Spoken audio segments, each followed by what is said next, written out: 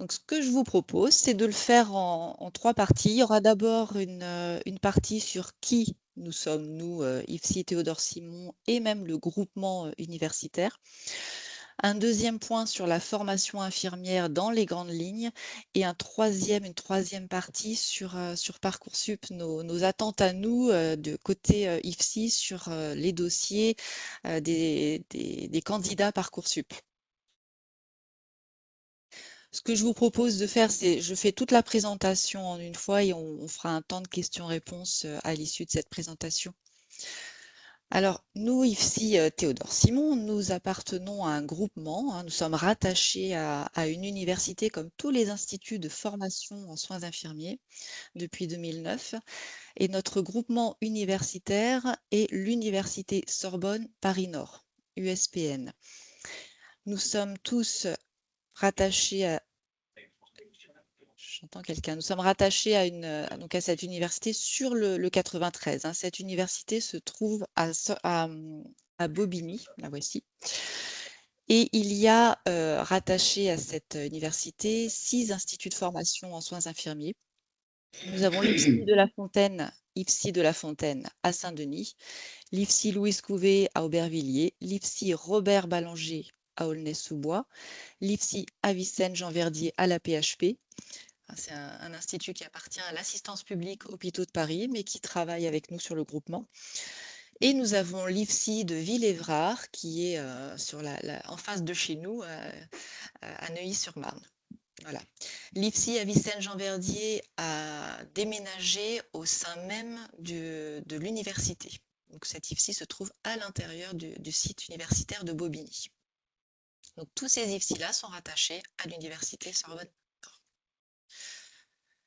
C'est important à connaître pour Parcoursup, dans la mesure où vous allez choisir, si vous êtes intéressé par cette formation, vous allez choisir d'abord un groupement et au sein du groupement, vous allez sélectionner les instituts de formation qui vous intéressent par ordre de priorité. Concernant l'IFITS en lui-même, en termes de transport, nous sommes dans le 93. On peut venir jusqu'à chez nous via le RER A, hein, descendant à Neuilly-Plaisance et en prenant le bus après, ou alors, pour ceux qui habitent dans le nord de Paris ou dans le nord du 93, par la ligne, le RER E ou la ligne P jusqu'à Chelles, et après vous prenez le bus et vous arrivez chez nous. Petite photo de notre institut qui est dans un environnement assez verdoyant et assez boisé, et ce qui est très très agréable pour travailler et réviser. Alors, au sein même de l'IFSI Théodore Simon, on dispense la formation infirmière, mais également la formation infirmière anesthésiste, la formation ambulancier, formation aide-soignant, auxiliaire de puériculture et également depuis 2020-21 la formation sur les pratiques pour les infirmiers de pratique avancée en psychiatrie et santé mentale. Plus formation continue auprès des professionnels de santé. Sur la filière infirmière, pour la rentrée 2026, nous allons accueillir 201 étudiants en soins infirmiers.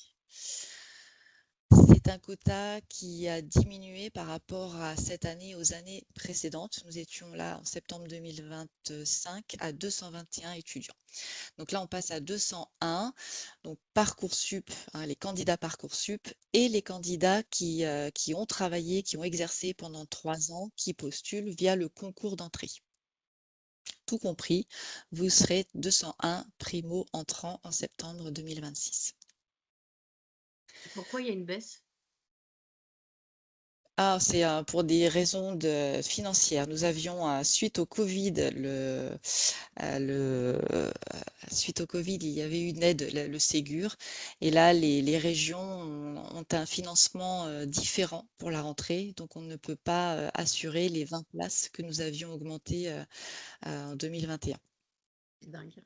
D'accord. La formation infirmière, elle, donc vous allez en septembre 2026 intégrer le nouveau référentiel de formation, et ceux qui intégreront ce nouveau dispositif recevront un diplôme, un double diplôme, ce qui est le cas actuellement, hein, le diplôme d'état infirmier et également le grade licence. C'est déjà le cas aujourd'hui. Sauf que là, pour vous, la différence sera que ces deux diplômes vous seront délivrés par l'université et non plus par l'IFSI pour le diplôme d'état infirmier. Ça, c'est l'une des premières différences par rapport à actuellement. Pour vous, ça ne changera rien. Ce qu'on peut vous dire aujourd'hui sur le futur référentiel, c'est que ça reste en 3 ans, hein. Vous allez avoir toujours 3 ans de formation, qu'il y aura une alternance entre les cours et les stages. Alors là, je vous ai mis notre planification de cette année. Ce qui est en blanc, ce sont les périodes de cours et ce qui est en couleur, ce sont les périodes de stage. Donc pour les 3 années de formation.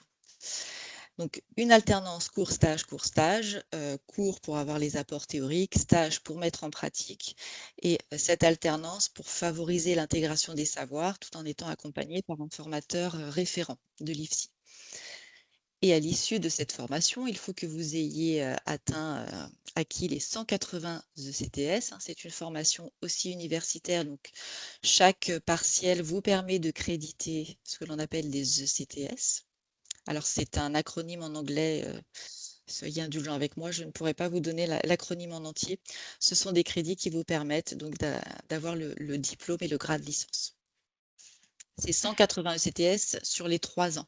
À l'issue des 3 ans, 180, 60 ECTS par année de formation.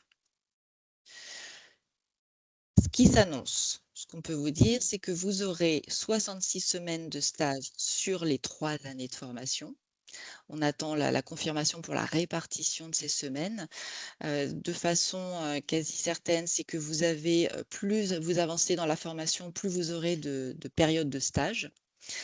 Et en 3e année, plus de stages que de cours. Et en parallèle, donc 54 semaines de théorie, de cours à l'IFSI. Les cours ne seront pas en termes de logistique, d'organisation. Vous aurez tous les cours à l'Institut de formation ici, Théodore Simon, et non pas à l'Université de Bobigny. Elle n'est pas très loin géographiquement, cette université, mais il est vrai qu'en termes de transport, ça peut être complexe si on organise des cours et à l'université et à l'IFSI sur une même journée. Donc la majorité, voire la quasi-totalité des enseignements se feront à l'IFSI, de même que les partiels. Concernant la formation infirmière, toujours, et ça c'est un global qui reste, qui est d'actualité aujourd'hui et qui sera toujours d'actualité demain. C'est une formation comme un métier qui nécessite de la rigueur, des qualités relationnelles et des aptitudes à se remettre en question pour progresser au cours de la formation. Il y a un investissement certain dans la formation. Nous avons quelques étudiants qui intègrent la formation en première année, qui sont en général une bonne proportion et surprise de la densité de la charge de travail dès le semestre 1. Et certains, étonnés de cette charge de travail et parce qu'il y a quand même des cours, une certaine quantité de cours, une certaine quantité de connaissances à absorber dès la première année. Et certains en sont très surpris et parfois interrompent parce que pas forcément bien préparés en amont de la formation. On vous dit, on le dit assez souvent et on le répète assez souvent, mais tant qu'on ne l'a pas vécu, merci pour Solène, pour le CTS. On le redit, on le redira encore, ça nécessite dès la rentrée de se mettre au travail, puisque sortant du lycée, on va vous demander de développer une certaine autonomie de travail et ça se débute dès la rentrée en septembre 2026.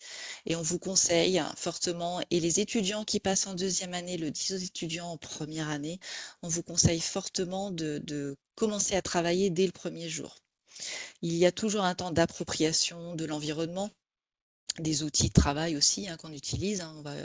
On utilise une plateforme numérique, on met des cours en ligne, on fait des cours en présentiel, des cours en distanciel, des cours avec Teams, des cours sous forme de vidéo, de capsules vidéo. Donc il y a différents formats et ça nécessite parfois un temps d'appropriation. Tout le monde ne vient pas, tout le monde n'a pas la même histoire de vie en arrivant en formation.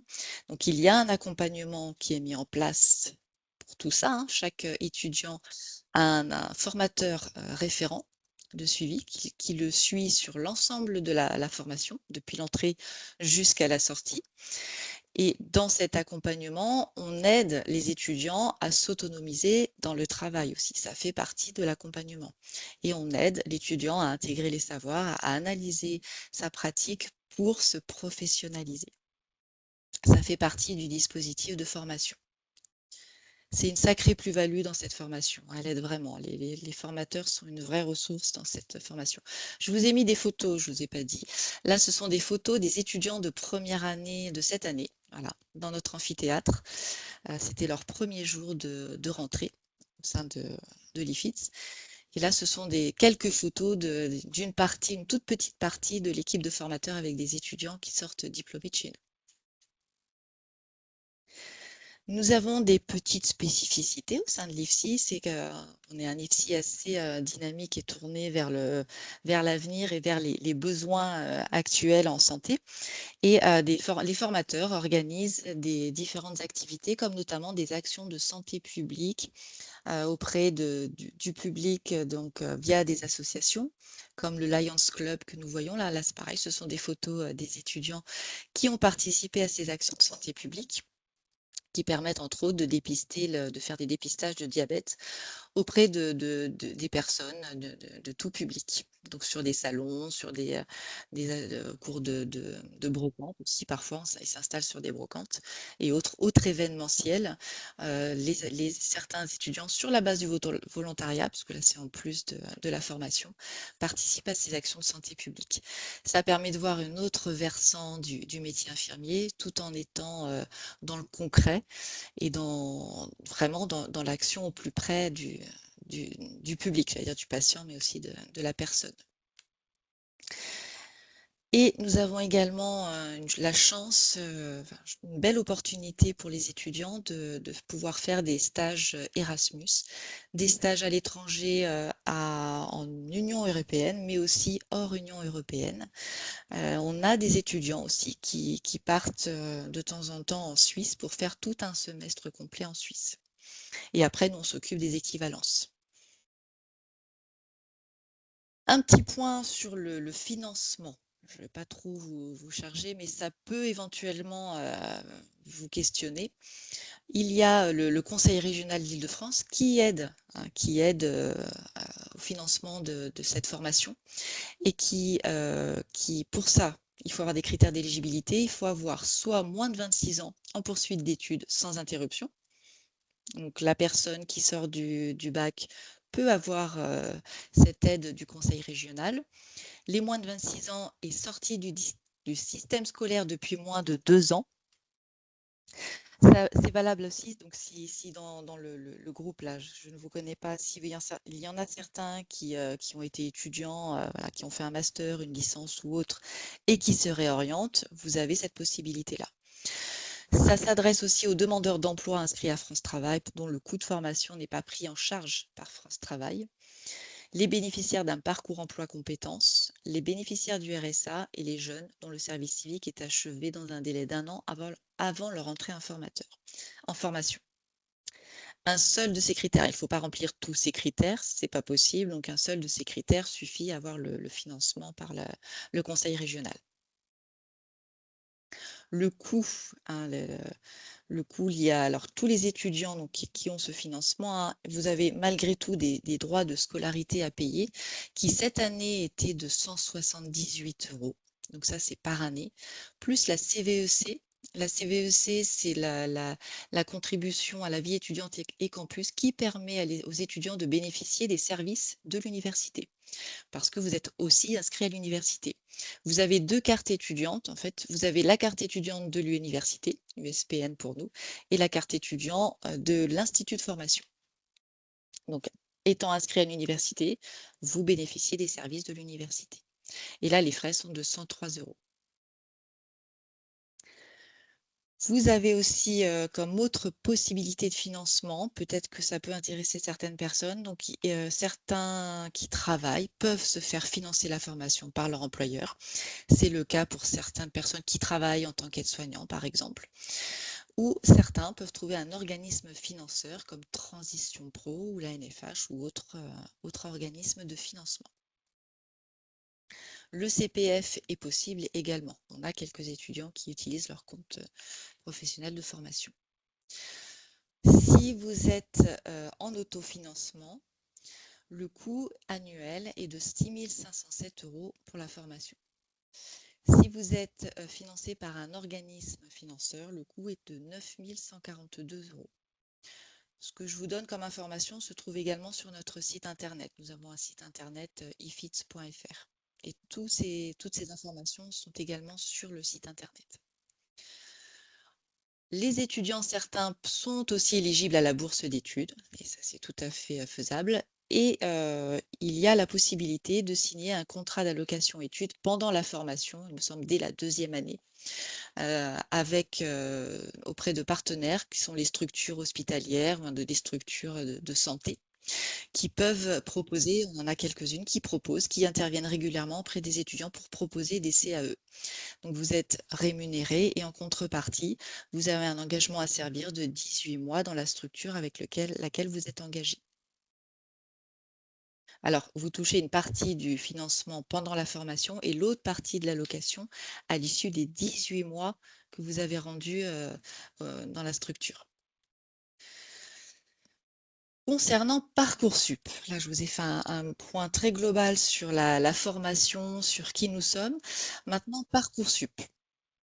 Vous êtes candidat à Parcoursup. Là, ça va démarrer bientôt au 19 janvier. Entre le 19 janvier et le 12 mars, vous pourrez vous inscrire et formuler vos vœux sur la plateforme Parcoursup. Jusqu'au 1er avril, alors entre le 12 mars et le 1er avril, vous ne pourrez plus ajouter de vœux, mais vous pourrez compléter les vœux que vous aurez faits et confirmer ces vœux-là. J'espère que je ne suis pas trop confuse. Donc, du 19 janvier au 12 mars, vous choisissez les structures dans lesquelles vous postulez. À partir du 12 mars, vous ne pourrez plus ajouter de vœux. Un vœu, c'est une structure. Vous ne pourrez plus ajouter, mais vous pourrez compléter votre dossier sur les vœux que vous aurez déjà formulés. Nous, sur la période entre le 1er avril et le 2 juin, nous étudions les dossiers. Et au 2 juin, vous avez la réponse concernant les vœux que vous aurez demandés. Concernant la filière infirmière, là j'ai repris ce qui est sur Parcoursup. Sur l'IFSI, sur les instituts de formation en soins infirmiers, sont pris en compte les résultats scolaires des terminales premières, donc à 40%, ce qui est quand même assez conséquent. Et sont pris en compte tout ce que nous, on va étudier, les méthodes de travail, le savoir-être, la motivation et votre engagement et les activités que vous faites hors établissement scolaire, hors milieu scolaire.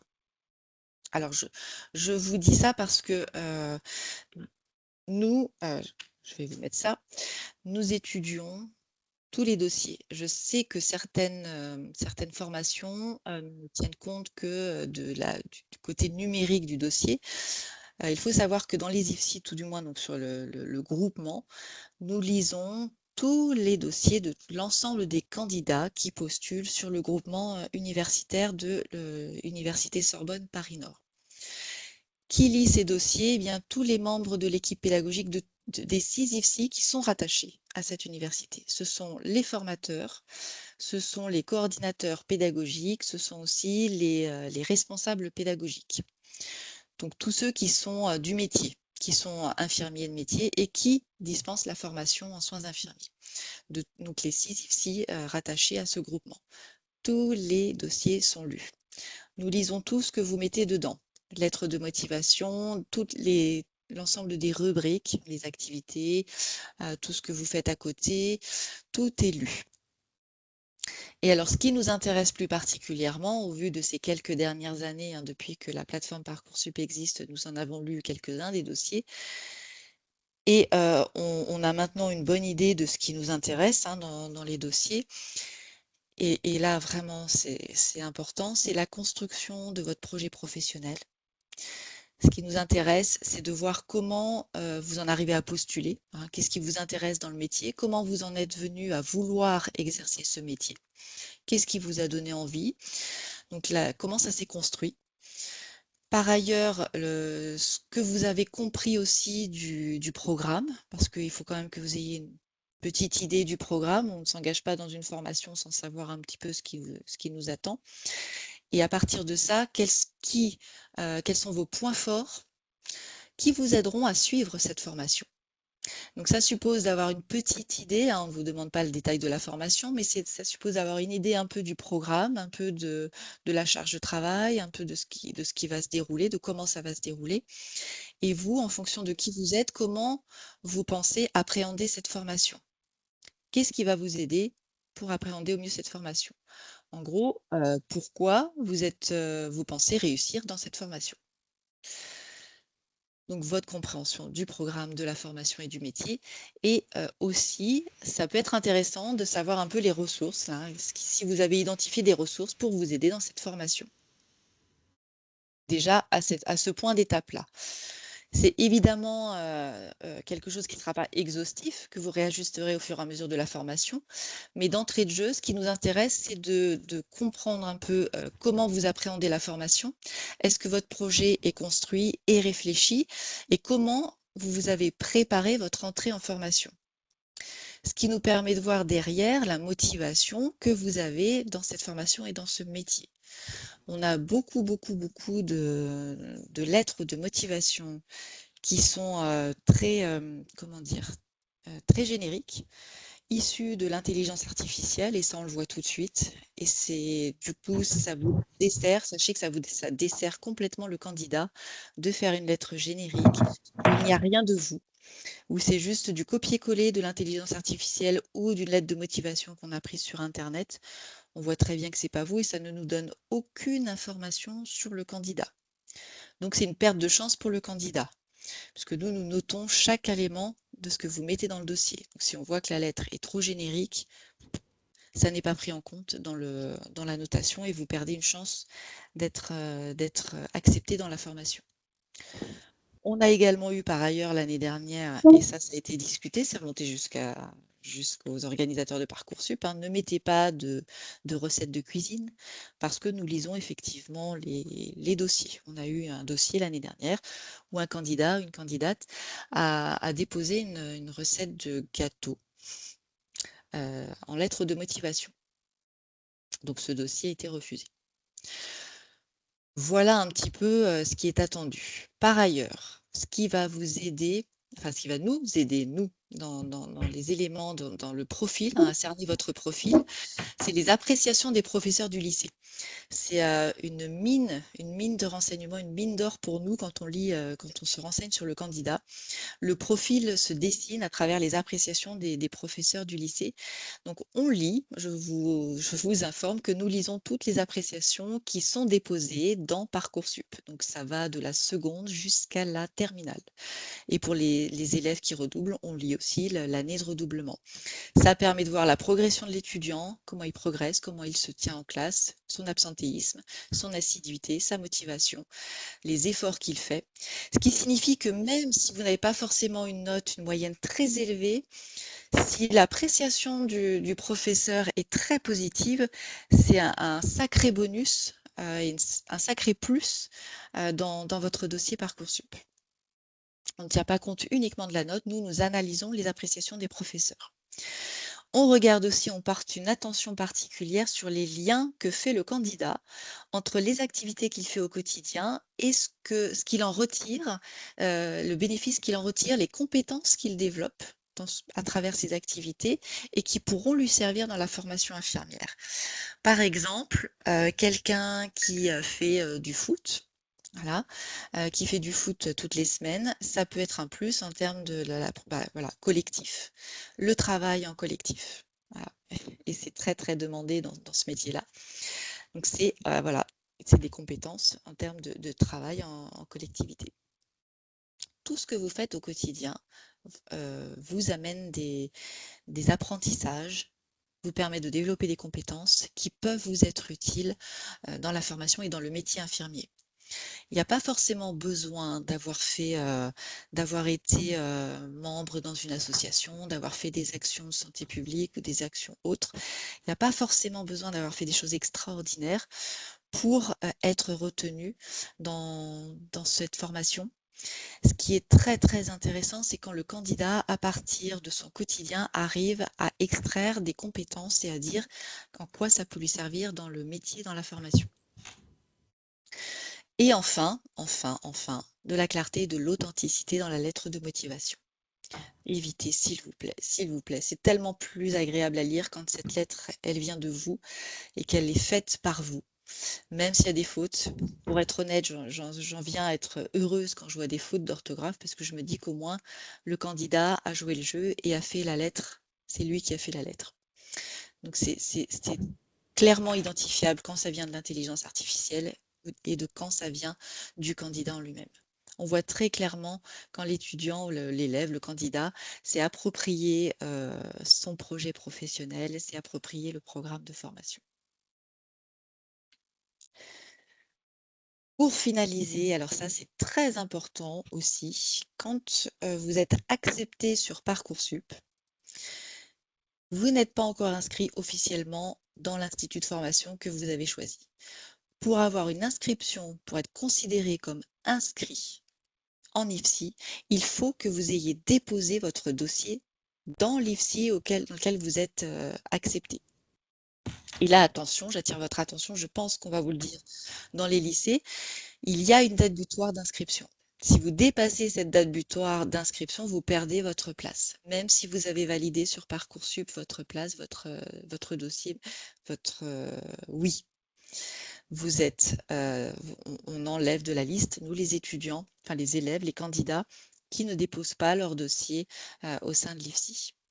Parce que derrière, il y a une liste d'attente, il y a d'autres candidats qui attendent et que nous, on les accepte. Du coup, on essaye de faire tourner pour avoir, nous, notre liste complète à la rentrée et tous les dossiers administratifs complets. Autre point important en ce qui concerne la rentrée administrative, ce sont les vaccinations à avoir le jour de la rentrée. Il y a comme vaccin obligatoire l'hépatite B et également le DT polio. Il y a des vaccins obligatoires pour être inscrit dans cette formation. Et si votre dossier administratif n'est pas complet à l'entrée en formation, vous ne pouvez pas suivre la formation. Ce qui fait que les cours vont démarrer, mais vous ne pourrez pas les suivre. Ce qui rend plus difficile après la mise en route. J'insiste un petit peu là-dessus parce que c'est vraiment une perte de chance pour les étudiants qui n'ont pas leur dossier complet alors que vous pouvez largement l'anticiper. Voilà, je pense que j'ai dit tout ce que j'avais à dire. Donc, si vous avez des questions, elles sont les bienvenues. Il y avait une question dans le chat par rapport au FPC, Amandine qui demandait par rapport à l'oral, Oui, en fait, par l'oral FPC. et la question plus précisément? En tant que candidate FPC, qu'attendez-vous de l'étudiant le jour de l'oral?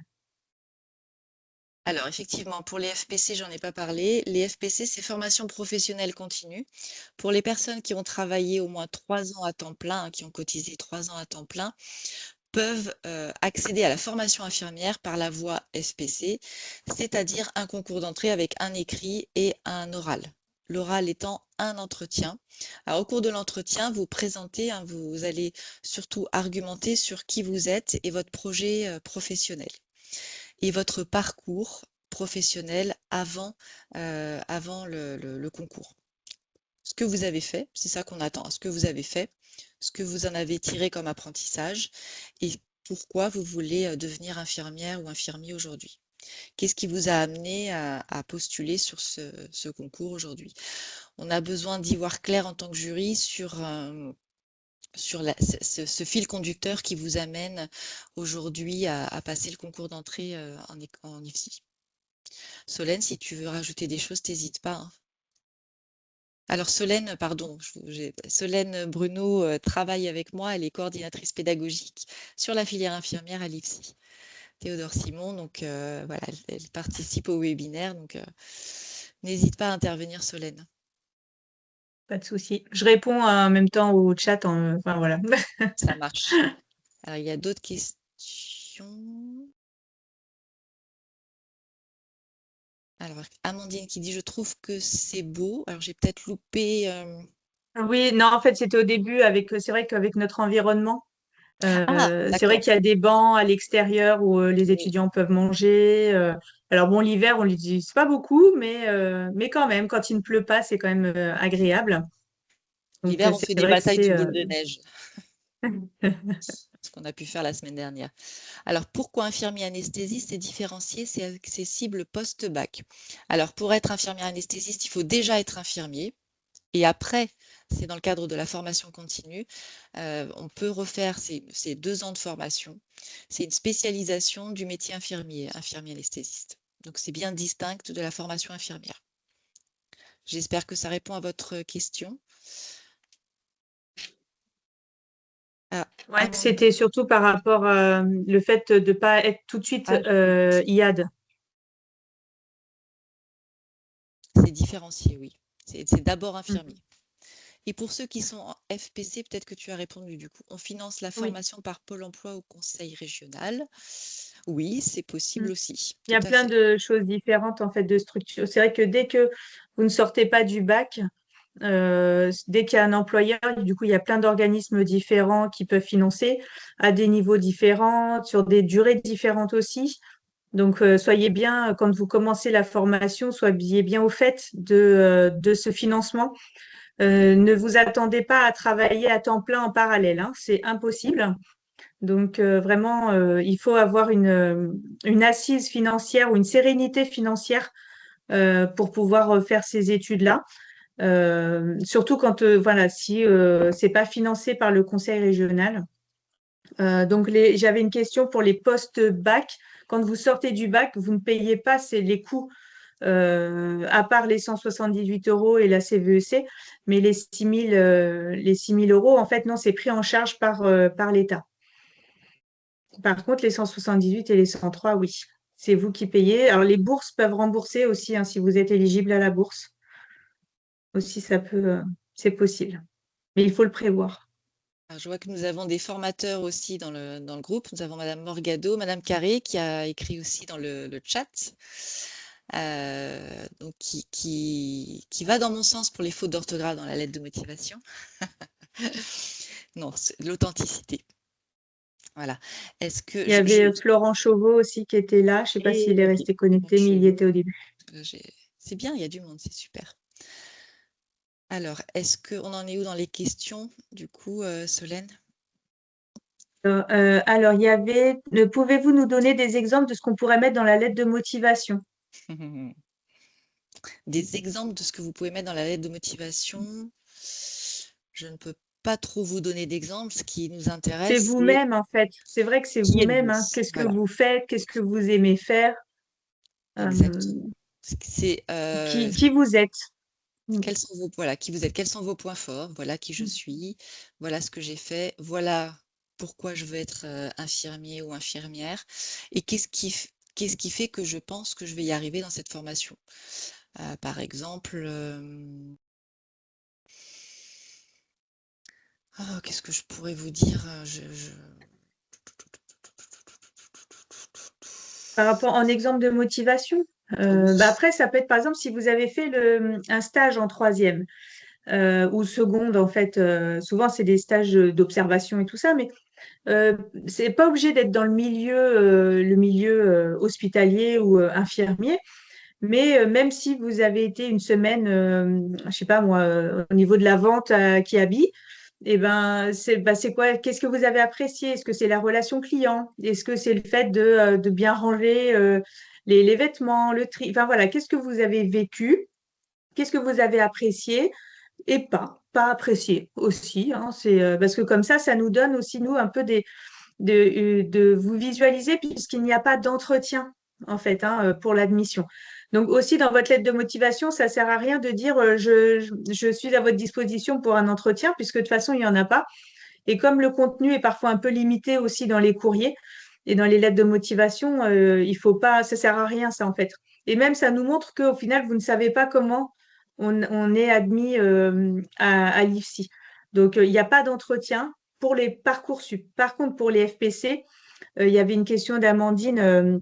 En fait, c'est l'oral et l'écrit pour tous les FPC maintenant. C'est comme ça. En fait, il n'y a pas une première partie écrite et après un passage à l'oral comme les concours avant. Nous avons Il y un avait... étudiant actuellement qui est avec nous, Yves Hierro. Merci d'être là, Yves. Ah Si vous oui, voulez intervenir, n'hésitez pas aussi. En tant qu'étudiant en soins infirmiers, n'hésitez pas, hein, parce que vous êtes en 3e année, vous avez quand même pas mal de recul avec cette première année et Parcoursup. Je souhaitais aussi ajouter un autre exemple puisque tu parlais, Solène, de quelqu'un qui a travaillé à Kiabi.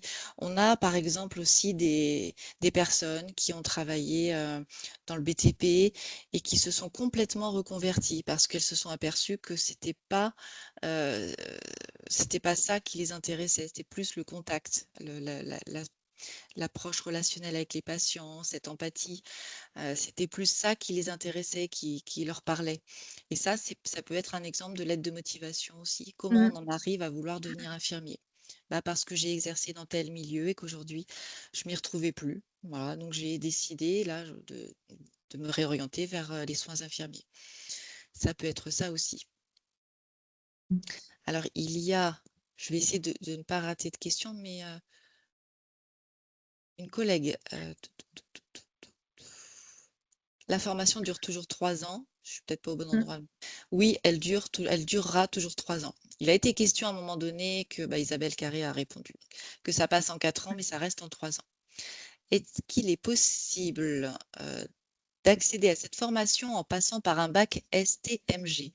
Tous les bacs, hein, vous pouvez accéder à cette formation à partir de tous les bacs.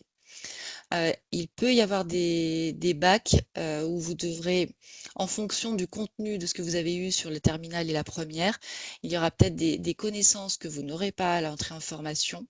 C'est pas incompatible, mais il faut savoir qu'il faudra fournir peut-être plus de travail pour avoir ce socle de connaissances que un autre qui aura fait, je ne sais pas, un bac général ou un bac ST2S. Aucun bac n'est incompatible, mais en termes de proportion, on a plus de bacs, des bacs généraux, de bacs ST2S en termes de proportion, et un peu de bacs pro, mais on en a quand même, hein, et ils s'en sortent très bien, certains. Dès lors que vous avez compris, que vous avez trouvé votre rythme de travail, que vous avez votre méthode de travail, que vous avez compris les attendus de la formation, ça se passe. Donc, quel que soit le type de bac. La spécialité SVT en terminale est-elle obligatoire pour être infirmière? Non, ce n'est pas obligatoire. Je pense que j'ai répondu de ce fait à cette question-là. Ce n'est pas parce que vous avez fait un bac autre, parce que on a, par exemple, je vous dis, on a des gens qui sont en reconversion, qui n'étaient pas du tout dans le milieu de la santé et qui font la formation, qui arrivent. A contrario, on a des étudiants qui peuvent être, qui peuvent sortir d'un bac général SVT ou qui peuvent avoir exercé pendant de nombreuses années en tant qu'aide-soignant et pour autant être moins à l'aise dans la formation. Donc ce n'est pas, je vous rassure, ce n'est pas un critère, comment dire, c'est pas ça qui va faire que vous allez y arriver ou pas. Voilà, c'est bon à savoir à l'entrée en formation. Ce que je vous invite à faire, c'est que vous prévenez, vous allez, de toute façon, on va prendre connaissance de chacun d'entre vous, j'allais dire. On prend connaissance de l'ensemble des étudiants de façon individuelle pour connaître un peu le parcours antérieur, qui vous êtes, pour vous accompagner de façon personnalisée pendant cette formation. Donc, vous avez le droit de ne pas avoir fait de SVT, vous avez le droit d'avoir un bac pro, vous avez le droit d'avoir été aide-soignante avant, vous avez le droit d'avoir été architecte avant. Voilà, on a cette chance-là, c'est que maintenant, on est dans la formation tout au long de la vie et vous pouvez complètement, on peut s'adapter à un nouvel environnement. mais ça demande rigueur, exigence et travail. Personne ne veut rien rajouter. J'ai une question concernant la reprise des études infirmières. Une collègue demande.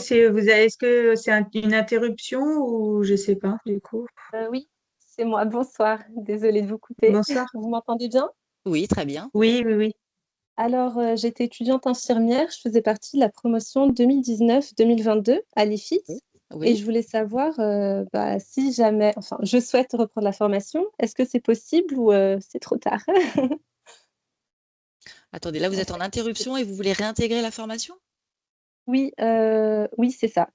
Vous avez interrompu quand? Parce que là, on est sur un autre sujet, là. Ah, désolée. Faites-moi un mail, parce que là, c'est un D'accord, cas très très bien. particulier et là, c'est Ok, dans le cadre d'une réintégration. Donc, c'est d'accord, encore un autre cas et donc, c'est pas le sujet de ce soir. Donc, faites-moi un mail, parce qu'effectivement, votre nom me dit quelque chose. d'accord, très bien. Merci beaucoup. Vous avez mon adresse mail, Normalement, mais n.lemoine. Je vous la mets en chat. merci beaucoup. Faites-moi un mail, ça on va étudier votre situation. D'accord, merci Voilà, beaucoup. je vous en prie. Donc, une collègue demande s'il est nécessaire d'avoir le bac pour passer par la voie FPC. C'est une bonne question parce que nous n'avons pas encore une donnée sûre à vous transmettre. Il est possible alors attends, je réfléchis, pour le futur référentiel, il est possible mais on attend. Je peux pas répondre à cette question aujourd'hui. Il est possible qu'il faille le bac pour passer par la voie FPC. On n'a pas d'informations fiables. Donc Parce me préviens. qu'actuellement, il n'y a pas besoin, mais il faut de l'expérience. Mais dans Là, le nouveau avec la référentiel, avec la nouvelle réingénierie, ça va peut-être réglementation, évoluer. on attend les textes. Donc pour l'instant, je ne peux pas répondre à cette question. Est-ce que les filières ST2S ou SSP sont prioritaires? Alors, prioritaire, il n'y a pas de filière prioritaire. Tout le monde a la même chance d'être pris en formation infirmière. Tant que vous faites un dossier béton, un dossier qui montre qui vous êtes, on arrive à voir, à cerner votre profil. Voilà, à vous de faire le nécessaire. Peu importe le bac. Vraiment, peu importe le bac. Ce qui compte, je vous dis, nous, on a les notes, effectivement. On a aussi les appréciations des professeurs. On a ce que vous allez écrire dans votre dossier Parcoursup. Et vraiment, c'est ce que vous marquez, ce que vous allez écrire. C'est très important et ça peut conditionner votre réussite sur Parcoursup. Donc, il n'y a pas de bac prioritaire. Pouvez-vous nous parler de votre spécificité dans le domaine de la psychiatrie? C'est-à-dire, est-ce que vous parlez de la formation infirmière initiale? Est-ce que vous pouvez préciser votre question? Oui, c'est par rapport au PowerPoint que vous avez présenté au début. Il y avait tout un diagramme. Donc, il y avait la partie infirmière anesthésiste où vous avez dit qu'effectivement, ça, c'était que après 3 ans. Et tout à droite, et j'ai vu qu'il y avait donc infirmier pratique. IPA, d'accord. Voilà. Et du coup, je voulais savoir si c'était une formation initiale, si c'était comme infirmier anesthésiste, si c'était une spécificité de votre IFSI ou s'il y en a d'autres qui le proposaient. Merci beaucoup. C'est une formation, alors infirmière de pratique avancée, c'est pareil, une spécialisation du métier infirmier. Il faut avoir exercé pendant 2 ans au moins en tant qu'infirmière avant de pouvoir exercer en tant qu'IPA. Et pour ça, il faut avoir fait encore 2 ans de formation comme infirmier anesthésiste. Donc, il faut déjà avoir le diplôme infirmier, travailler et après suivre la formation IPA. Et effectivement, il existe plusieurs mentions IPA, notamment la mention psychiatrie et santé mentale que nous dispensons, nous, au niveau de l'IFSI, enfin l'université, hein, mais c'est une formation qui est dispensée par l'université et l'IFSI Thodor-Simon. Mais il y a d'autres universités qui dispensent, par exemple, on a les maladies chroniques. On a IPA, maladies chroniques. On a IPA, infirmière aux urgences. Il y a plusieurs mentions. C'est quelque chose qui existe depuis 2019. Et alors, pas toutes les spécialités en 2019, mais en 2019 est sortie la mention donc infirmière de pratique avancée. Et la première mention, il me semble que c'était maladie chronique. Je m'entends en écho. Est-ce que vous voulez... Alors, je suis moins calée sur cette formation-là. C'est master, niveau master. Hein, c'est un master que vous passez à l'université. Donc, c'est 2 ans de plus, puisque là, nous, infirmiers, c'est le grade licence, c'est niveau licence. IPA, c'est 2 ans de formation en plus, donc c'est grade master. Voilà. Nathalie? Oui, Nathalie? Oui, excuse-moi, c'est Clara. Alors, bonsoir à toutes et à tous et merci d'être connectés. Excuse-moi de te déranger et de t'interrompre. non, Est-ce que vas-y. dans ta présentation, est-ce que tu as présenté les 2 dates pour la journée porte ouverte? Parce Pas que du tout, merci de me le dire. J'ai complètement... les personnes connectées et puis d'autres Mais bien pourraient venir nous sûr, rencontrer. tout à fait, merci. Effectivement, nous avons 2 journées portes ouvertes. Merci beaucoup, Clara. J'ai fait un oubli. Le 4 février, le mercredi 4 février, après-midi, de 13h30 à 17h. Et nous avons également le samedi 7 février, matin, de 9h30 à 13h30.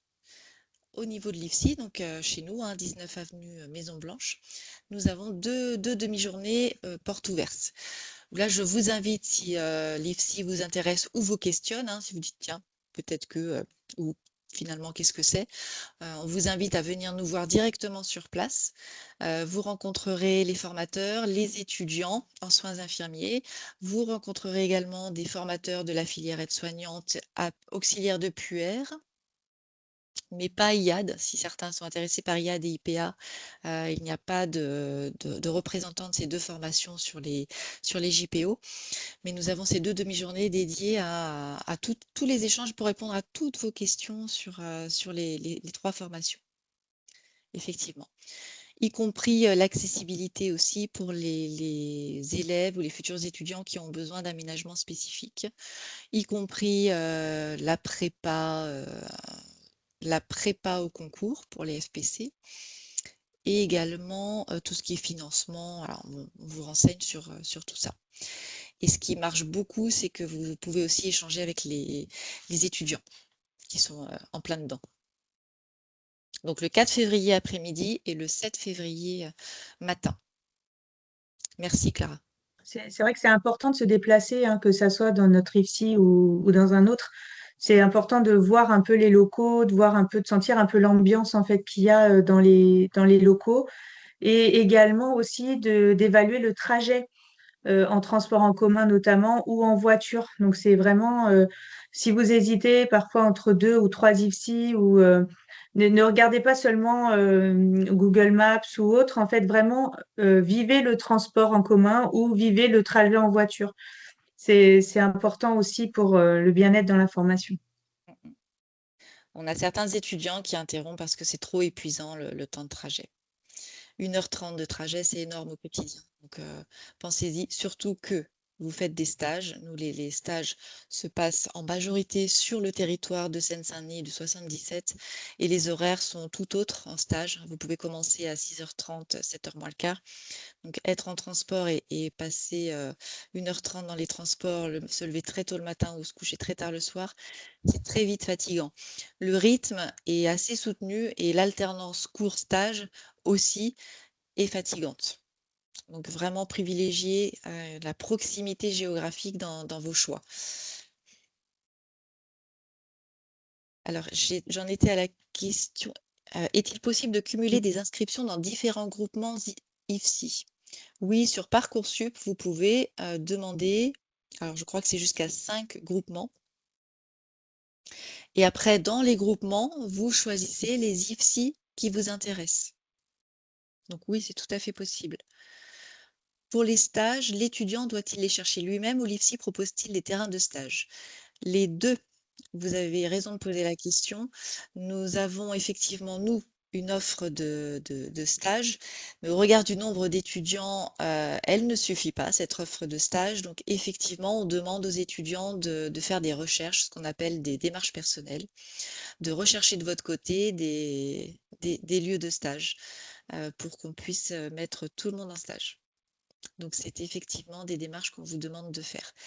Et ça, vous pouvez le faire dès que vous avez la réponse sur Parcoursup et que vous savez où vous êtes affecté, vous pouvez tout à fait commencer les démarches de recherche, puisqu'on vous donnera les dates pour celles et ceux qui viendront chez nous, on vous donnera les dates du premier stage.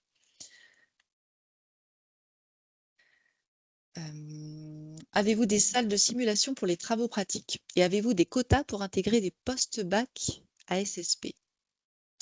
Alors, on a des salles de simulation, tout à fait, avec vidéo, vitres sans teint, des salles avec des lits, du matériel pour la simulation. On fait appel à des acteurs, on fait des simulations en intercollaboration, interprofessionnalité avec les élèves AS.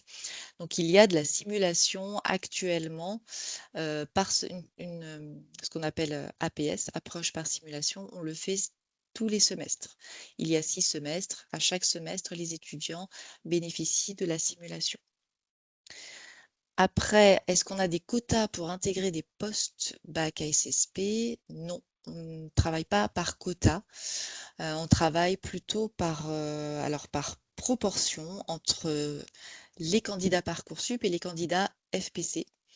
On prend en moyenne plutôt 75% de candidats Parcoursup sur les 201. On va prendre en moyenne, c'est un ordre d'idée, 75% de candidatures sur Parcoursup et 25% sur la voie FPC. Et dans les candidats, on ne va pas dire tiens, on prend tant de bac à SSP, il n'y a pas de quota. Où peut-on trouver un ordre d'idée du programme de première année IFSI? Bonne question. Quand il sera sorti, vous l'aurez sur Internet. Pour l'instant, on n'a pas de document officiel du programme. C'est ce que je vous ai donné et ce qui est déposé actuellement sur Parcoursup. C'est les informations qu'on a mis sur Parcoursup, à savoir le volume d'heures de cours, le volume d'heures de temps de travail personnel et le volume d'heures de stage. Mais en dehors de ça, on n'a pas encore de détails du programme. Ce qu'on peut vous dire, c'est qu'on part sur des domaines de compétences, mais après, le détail arrivera là incessamment sous peu, mais on ne l'a pas encore. Si vous voulez intervenir, mes collègues ou des étudiants, n'hésitez pas. Après, je me disais aussi, même l'ancien programme, ça vous donne même les thématiques abordées, les grandes thématiques. Mais par contre, il faudra pas s'appuyer dessus. Enfin, voilà, ça va être différent, mais en tout cas, si vous voulez un petit peu savoir qu'est-ce qui est abordé, il y a de l'éthique, voilà, il y a la législation, il y a de l'anatomie physiologie. Enfin, tout ça, vous pouvez retrouver dans le futur ancien programme. Mais c'est juste que ça ne sera pas formulé et dispensé de la même manière. Et les thématiques vont être sensiblement les mêmes. Après, nous avons un site, Internet. Nous avons, tapé IFITS. Voilà, on a un site Internet où nous avons toutes les formations et nous avons notre projet pédagogique, formation infirmier. Et là, vous avez toutes les informations chez nous. Et sur le côté, là, le projet pédagogique. Et ce projet pédagogique vous renseigne un petit peu sur le programme, sur les valeurs, sur qui nous sommes, et un peu le programme, les attendus. Une approche par compétences. On est actuellement avec 10 compétences infirmières, mais ça va évoluer aussi. Donc, ce qui est mis actuellement va évoluer dans le temps pour la rentrée de septembre 2026.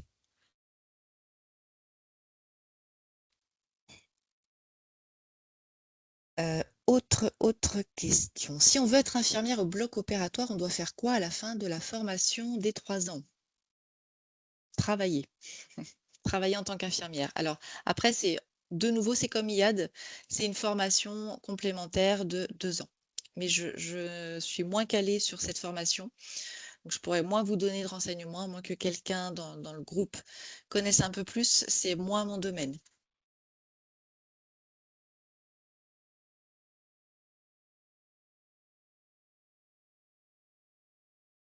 Je suis désolée, là, c'est moins ce que mon domaine de prédilection. Pour les Alors, stages, je peux peut-être oui. répondre parce que c'est vrai qu'on peut Véronique. travailler en tant qu'infirmière de bloc opératoire, mais pas forcément en ayant le diplôme. Donc, au départ, on peut tout à fait, même en poste DE infirmier classique, intégrer un bloc opératoire en tant qu'infirmière et ensuite envisager la spécialité d'IBOD. Voilà. Il n'est pas nécessaire d'être infirmière de bloc opératoire pour travailler en bloc opératoire. Actuellement, ouais. Actuellement, tout à fait. On appelle ça des IBO, infirmières de bloc opératoire. Pour les stages, l'IFSI cherche c'est Madame Carré qui a répondu aussi pour les stages. Vous pouvez aussi réaliser effectivement vos stages en province, dom-tom. Ça, effectivement, on l'accepte aussi. Quand on passe, peut-on intégrer une IFSI à 17 ans? Oui. Dans la réglementation, vous pouvez même avoir 16 ans à l'entrée en formation. Ce qui est important, c'est d'avoir 17 ans au 31 décembre de l'année où vous passez les épreuves de sélection ou l'année d'entrée. Donc si concrètement nous sommes en 2026, donc si vous êtes né en 2008, vous avez 17 ans, il faut que vous pouvez entrer en formation. Il faut qu'au 31 décembre 2026, vous ayez 17 ans. Vous pouvez même avoir 16 ans, vous pouvez même être né en 2009. Dès lors que vous avez 17 ans au 31 décembre, là, 2026, vous êtes accepté en tant qu'étudiante en soins infirmiers. Salle de cours, Quelle est la proportion de bacheliers avez-vous par promotion? Eh bien, c'est 75. Alors, bachelier, je ne pourrais pas vous dire là actuellement, puisqu'on peut avoir, donc il y a forcément, tous ceux qui postulent sur Parcoursup sont forcément bacheliers, ont forcément le bac. En revanche, actuellement, il n'est pas obligatoire d'avoir le bac pour passer par la voie FPC, mais peut-être que parmi ceux qui sont passés par la voie FPC ont aussi le bac, donc je ne pourrais pas vous dire au moins 75% sûr. Comment ça se passe pour trouver les stages? Alors, j'espère avoir répondu parce que quelqu'un d'autre avait posé la question, mais je le redis, pour les stages, nous avons un potentiel de stage, donc nous vous affectons en stage, mais nous avons aussi besoin que les étudiants fassent des démarches personnelles pour trouver d'autres lieux de stage. L'idée étant que dans votre parcours, vous ayez vu, mais ça va évoluer aussi, donc je ne vais pas vous donner les typologies de stage, mais vous avez quand même des profils de stage à faire, comme de la courte durée, hein, tout ce qui est hospitalisation en médecine, chirurgie, également de la santé mentale et de la psychiatrie, des lieux de vie comme les EHPAD, les infirmières libérales, et tout ce qui est de plus longue durée comme les soins de service et de réadaptation. Voilà, vous devez avoir fait quand même un parcours de stage avant d'avoir le diplôme infirmier. Donc on est vigilant à votre parcours de stage et les affectations de stage se font aussi par rapport à ça et par rapport à la capacité d'encadrement des terrains de stage. Certains terrains sont en mesure d'accueillir des étudiants, d'autres beaucoup moins parce que tournent avec des infirmiers intérimaires et ont beaucoup moins, donc du coup, cette capacité d'encadrement pour les étudiants. Et d'autres terrains ont tellement d'étudiants qu'ils ne peuvent pas en prendre plus. Donc on a aussi ça, hein, il y a énormément d'IFSI en Île-de-France, donc un certain nombre d'étudiants en soins infirmiers, des élèves aides-soignants, des élèves auxiliaires de puer, donc tout ce monde-là à accueillir sur les terrains de stage. Donc on tient compte de tout ça pour les affectations de stage. En sortant du lycée avec le bac, pour entrer en formation, y a-t-il un concours, des épreuves ou cela se fait uniquement grâce aux vœux sur Parcoursup? En sortant du lycée, c'est uniquement via Parcoursup. Pour l'écrit, les maths, pour les étudiants FPC, à quoi s'attendre? Alors là, il faut que vous précisiez un peu votre question. Ah, tu avais déjà répondu, Solène, pardon, j'avais pas vu. Pour les... J'essaye de Oui, suivre on le en a un cours. peu répondu à quelques-unes Ah, parfait. des questions, et peut-être pas tout. Alors, pour la personne, alors Amandine, pour l'écrit et les maths, vous avez des calculs à faire et vous avez une épreuve rédactionnelle. Quelle est votre question exactement?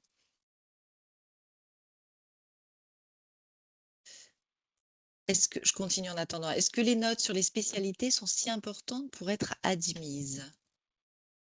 Est-ce que les notes sur les spécialités? Alors là, je pense que c'est sur un bac général, sur les spécialités sont si importantes pour être admises. Pour Parcoursup, vous avez une moyenne qui est faite de façon très arithmétique à partir de vos notes. Mais il y a une grande proportion, il me semble que c'est 40%, sur tout ce que vous allez écrire et rédiger. Donc c'est une part importante, les notes sont une part importante, mais la partie rédactionnelle de votre dossier Parcoursup est tout aussi importante. Vous voulez ajouter autre chose, messieurs, dames? Je continue. Si vous, non, ça c'est même carré, Pour Parcoursup, excusez-moi, un vœu c'est un IFSI. Un vœu c'est un groupement. Et dans le groupement, vous choisissez les IFSI. Porte ouverte, si, on a répondu. Les portes ouvertes, J'ai cherché les horaires pour les portes ouvertes. c'est 13h30. Je- Le 4 février, c'est 13h30, 17h. Et le samedi, c'est 9h30, 13h30. Après, c'est chez nous, à l'IFSI Théodore Simon, donc au 19 avenue Maison Blanche. Ce sont nos dates de JPO. Dans les autres IFSI du groupement, ils en font aussi, hein, renseignez-vous. Ça ne sera peut-être pas les mêmes dates. D'ailleurs, ce n'est pas les mêmes dates à Villers-Varomple. Donc, chaque institut fait son... Et même l'université aussi organise une JPO. Donc, renseignez-vous. Vous pouvez aller voir sur les sites internet ou sur Parcoursup. Sur Parcoursup, c'est préciser les dates. Comment ça se passe si on veut se spécialiser en auxiliaire puère? Est-ce que c'est en dehors des 3 ans d'études ou c'est pendant les 3 ans? Alors, auxiliaire de puère, c'est une toute autre formation d'une durée de 1 an. Alors, peut-être que vous voulez parler aussi de infirmière puère. C'est en plus, c'est à l'issue des 3 ans. Infirmière puéricultrice, c'est à l'issue des 3 ans. Vous avez encore, si je ne m'abuse, 1 an. Et là, je vais demander à Véronique peut-être de porter des précisions. Mais tout ce qui, alors si c'est auxiliaire de puériculture, c'est indépendant. Vous n'avez pas besoin d'être infirmière. C'est une année de formation ici que nous dispensons d'ailleurs à l'IFITS. Véronique, tu veux dire autre chose?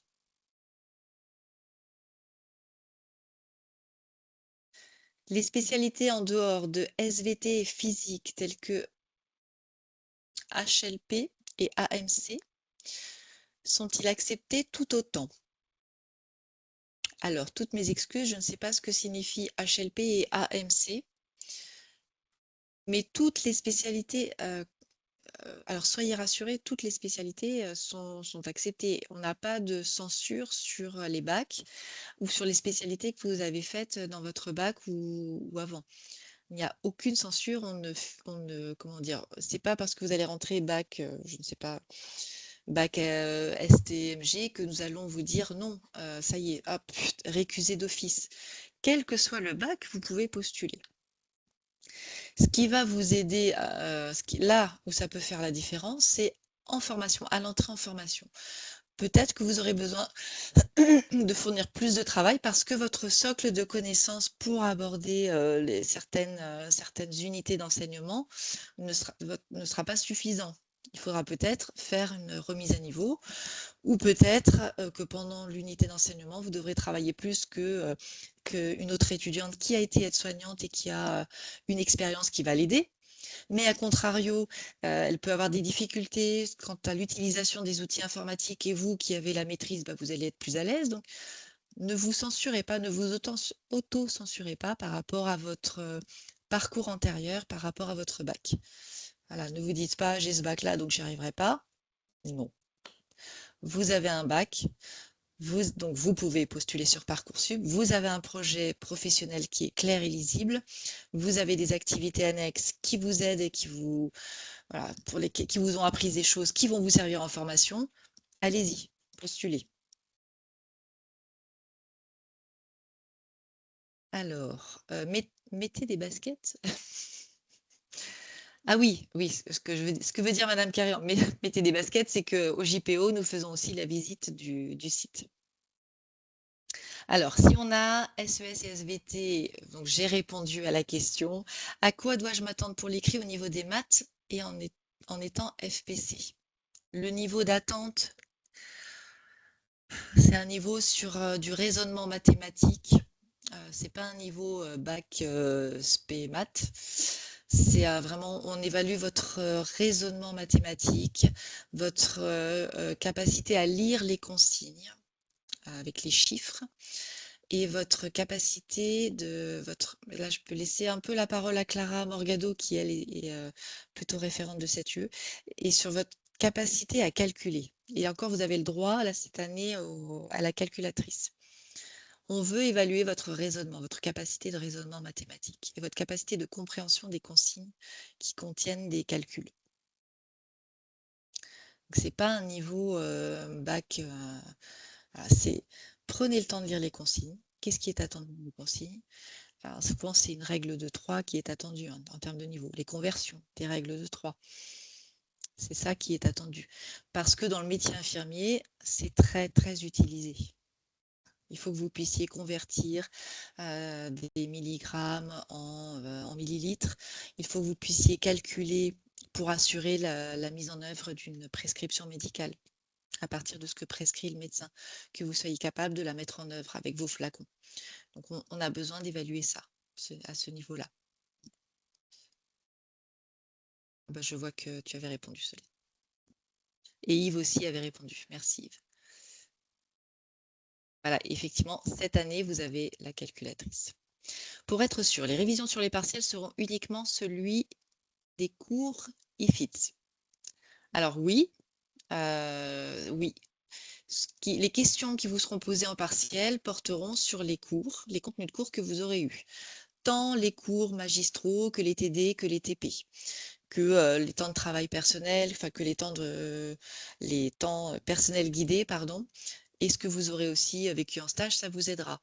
Donc, si vous assistez bien aux cours, si vous relisez bien les cours, si vous participez en TD, si vous êtes actif en TP, c'est une grande proportion du travail qui est fait.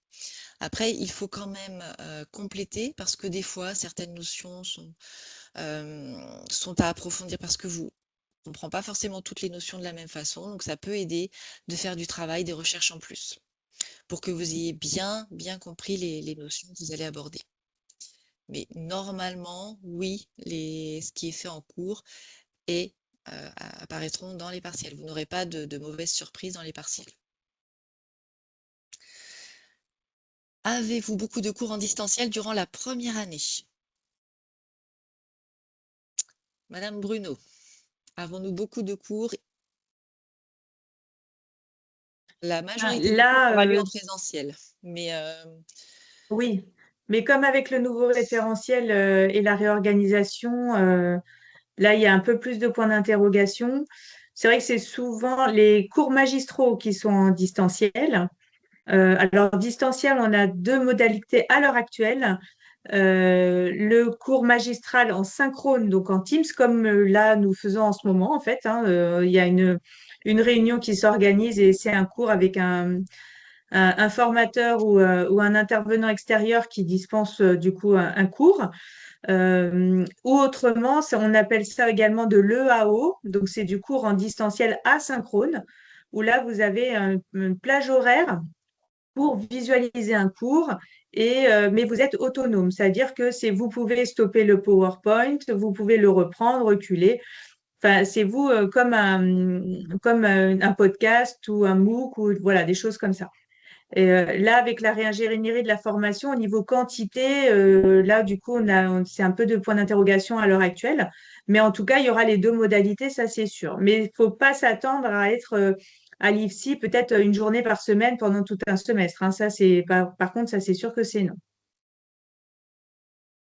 Et en général, quand on est en distanciel, on y est toute la journée aussi. On s'arrange avec Madame Pichard pour que vous soyez en distanciel toute la journée, qu'il n'y a pas une matinée, parce qu'on sait justement qu'il y a des étudiants qui habitent loin.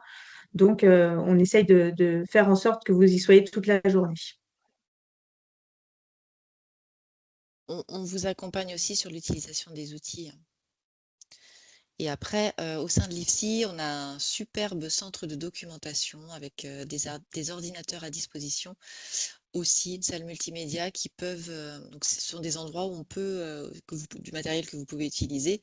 Et du coup, en étant sur site, parfois, c'est plus simple aussi pour vous accompagner dans l'utilisation de ces outils. Alors, on nous demande si les parents peuvent accompagner les futurs étudiants. Bien sûr que vous pouvez accompagner vos enfants aux journées portes ouvertes. Tout à fait, tout le monde est accepté. Et pas que les parents, hein, vous pouvez aussi venir avec d'autres personnes. Les enfants aussi. Pas de souci, oui, nous on vient avec nos enfants, hein, donc vous pouvez tout à fait venir avec vos enfants, parents, aucun problème là-dessus. Quelle matière y a-t-il en IFSI? Alors, nous abordons plein de choses en institut de formation. Là, je vous invite à regarder le programme actuel. Vous allez aborder tout ce qui est anatomie, physiologie, physiopathologie. Ah, mais je vois que Florent a déjà répondu. Et après, tout ce qui est soins infirmiers. Hein, parce que notre cœur de métier, c'est bien les soins infirmiers. Donc, vous allez avoir tout un socle de connaissances à acquérir en termes d'anatomie, de physiologie, de physiopathologie. Et vous allez aborder après des pathologies, comme par exemple divers domaines, tout ce qui est cardiaque, les pathologies cardiaques, par exemple, l'infarctus du myocarde. Vous allez aborder toutes les pas toutes, enfin une grande partie des pathologies digestives, neurologiques, enfin tout ce qui concerne les systèmes, comme dit Monsieur Chauveau. Et à partir de ces notions-là, les prises en charge qui en découlent et dans ces prises en charge, les actions infirmières. Alors ça peut être, là je suis très centrée sur la pathologie, mais il y a aussi des soins infirmiers en santé publique, promotion de la santé, hein, auprès de la personne qui est en bonne santé, mais quelles sont les actions de prévention en tant qu'infirmière qu'on peut faire pour que les personnes restent en santé. Parce que les prises en charge ne sont pas que auprès de la personne malade. On va mettre de plus en plus l'accent d'ailleurs sur la promotion de la santé et la santé publique, hein. Ce n'est pas que des soins à l'hôpital ou en clinique, le métier infirmier. Et c'est cette très grande diversité d'ailleurs qui est très intéressante parce que on peut exercer dans différents services, différents milieux, et on ne fait pas du tout le même métier selon le milieu dans lequel on exerce. Mais on a quand même ce cœur de métier avec le raisonnement clinique, avec voilà, notre raisonnement clinique infirmier, les diagnostics infirmiers. Toute cette réflexion-là reste là en filigrane, en transversal. Et effectivement, il y a l'anglais, pardon, j'oubliais l'anglais. Oui, vous avez de l'anglais, vous avez également de façon transversale, vous avez un travail de recherche à faire. On ne peut pas encore vous dire que ce qu'il en sera, c'est actuellement un mémoire, mais il va évoluer aussi. Il y a également, on en a parlé un peu, non, j'en ai pas parlé, de la journée douleur. Vous allez aussi voir un peu la prise en charge de la douleur au global, parce que ça, on trouve qu'il y a quand même du travail à faire là-dessus en termes de formation. Donc, on va mettre des accents comme ça sur la douleur, sur le handicap, mais surtout le quotidien, hein, pour les personnes qui sont en situation de handicap et qui ont des maladies chroniques qui impactent leur vie quotidienne. Là, on a aussi des choses institutionnelles. Vous allez rencontrer des personnes qui vivent au quotidien ces situations-là et comment elles le vivent et comment on peut intervenir en tant qu'infirmier ou infirmière. Donc, c'est très, très riche. C'est un métier extrêmement riche. Parcoursup, combien de vœux et sous-vœux au total pour les IFSI? Il me semble que c'est 5 groupements. Faites 5 vœux. Et dans les vœux, vous pouvez faire 10 sous eux, il me semble. Mais ce qui est énorme, hein, c'est énorme, parce que des groupements, alors si vous êtes en Île-de-France, ça se remplit très vite. Nous, on a 6 IFSI au sein du même groupement. Ça veut dire, j'ai un doute, hein, sur le 5 ou le 10 si c'est à l'envers. En tout cas, par groupement, vous choisissez un groupement, c'est un vœu, et dans le groupement universitaire, vous choisissez les IFSI. J'ai peur de vous dire une bêtise en disant que c'est 10 vœux et 5 sous-vœux. De toute façon, dans vos demandes Parcoursup, à un moment, vous avez le décompte, hein. Il vous reste tant de vœux, il vous reste ceci, cela. Donc, 5 groupements. c'est vrai que voilà, il y a le choix, hein, quand même. Par contre, faites bien 5 attention. groupements, c'est ça. L'université, donc c'est vraiment le groupement, c'est le lieu de l'université et c'est pas forcément la proximité géographique, hein. Donc, parfois, on pourrait dire, ah tiens, le Théodore Simon est peut-être plus près de Créteil que de Bobigny ou autre. Enfin, voilà, des choses comme ça. On pourrait se tromper. Ne vous trompez pas d'université. Parce qu'autrement, si vous allez sur l'université de Créteil, et ben, au final, vous ne trouverez pas Théodore Simon. On ne fait pas partie de ce groupement-là. Donc, vraiment, soyez vigilants par rapport au choix de l'université. Mais visualisez large, parce que comme vous avez pu le voir au tout début de la présentation, de Bobigny, en fait, il y a 6 IFSI qui sont dans des localités différentes. Donc, n'hésitez pas aussi à voir en fonction d'où vous habitez ou d'où vous logerez, d'essayer de regarder dans les différentes universités, même si elles sont un peu loin, ou alors commencer par regarder des IFSI, mais là, c'est sur Internet, et après, renseignez-vous par quelle université elle est rattachée. Céline demande des conseils pour la lettre de motivation. C'est tout ce qui est. Je vais repartager la slide. C'est tout ça. Là. Ce qui compte, c'est que vous décriviez qui vous êtes. Voilà, comment vous en êtes venu à ce projet professionnel, construire ce projet professionnel. Je vais le mettre en plein écran. C'est ça. Vos points forts, vous regardez de qui vous êtes, de votre expérience antérieure, qu'elle soit scolaire ou extrascolaire, vous avez tous, même si vous sortez du bac ou pas encore, vous avez tous une expérience à différents niveaux, une expérience scolaire, professionnelle, extrascolaire. Tout ça, analysez-le, retirez-en des points forts, des apprentissages, des compétences, et servez-vous de ça pour vous dire, voilà, moi voilà mes points forts, donc voilà mes apprentissages, voilà pourquoi je pense que je suis capable de suivre cette formation infirmière. Ce qui compte vraiment, c'est que vous ayez une motivation qui soit bien au clair, parce que on le voit, les étudiants qui intègrent cette formation, qui ont une motivation, qui ont un doute. Après, on peut avoir un doute, hein, c'est pas interdit.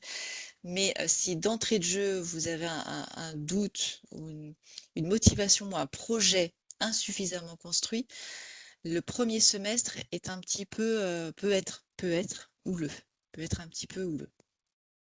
Après, évidemment que pendant la formation, vous avez le droit de douter, vous avez le droit d'avoir des creux de vague ou au contraire d'avoir des hauts de vague. C'est pas choquant, les étudiants qui nous disent au contraire, c'est même sain de se questionner, de dire bah écoutez, je sais plus où j'en suis, je suis pas sûre, voilà. C'est sain de se questionner, mais ce qui compte, c'est que d'avoir quand même au départ bien conscience des exigences de la formation et du métier. Voilà, avoir quand même une petite connaissance de base du programme de formation du métier. C'est quand même important et ça va vous aider de penser au préalable de cette formation. Et cette lettre de motivation, elle va vous aider à construire ce projet professionnel. Je ne sais pas si tout ça, ça répond à votre question, mais de façon très concrète, vous dites voilà mon projet, voilà pourquoi je veux devenir infirmier ou infirmière, voilà ce qui m'a servi, ce qui me sert dans mon expérience, voilà ce que j'en ressors aujourd'hui et voilà comment ça me servira dans la formation.